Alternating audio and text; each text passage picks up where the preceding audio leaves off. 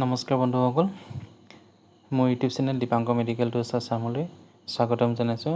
আজি আমি আলোচনা কৰিম ইমিউনি ছিষ্টেম মানে প্ৰতিৰোধ ক্ষমতা। ইমিউনি ছিষ্টেম আমাৰ বেমাৰ হোৱাৰ পৰা বচায়। যদি ইমিউনি ছিষ্টেমটো কম হৈ যায় তেতিয়া আমাৰ শৰীৰে কিছুমান সংকেত দিয়ে। সেই সংকেতবোৰক জানিলে বা আমাৰ যিকোনো বেমাৰৰ পৰা আমি হাত সাৰিব পাৰোঁ। বৰ্তমান কৰোণা মহামাৰীৰ সময়ত ইমিউনি ছিষ্টেমটো কম হোৱাটো বহুত বিপদজনক। এতিয়া আমি তাৰে 5টা সংকেত কি তাৰ বিষয়ে আলোচনা কৰিম। 1 নম্বৰটো হৈছে ভাগৰ সোনকালে লাগে।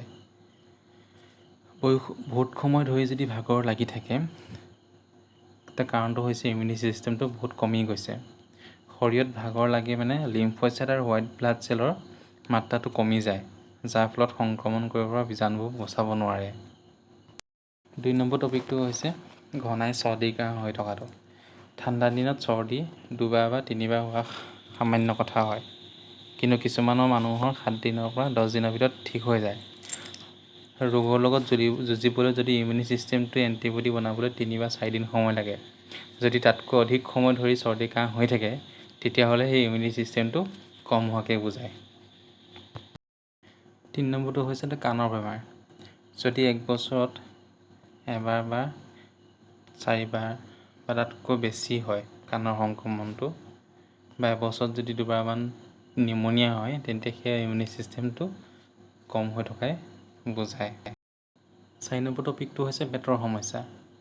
আমাৰ যদি 70% ইমিউনি ছিষ্টেমটো ঠিক থাকে তেতিয়া আমাৰ পাচনতন্ত্ৰৰ ওপৰত বহুতখিনি নিৰ্ভৰ কৰে।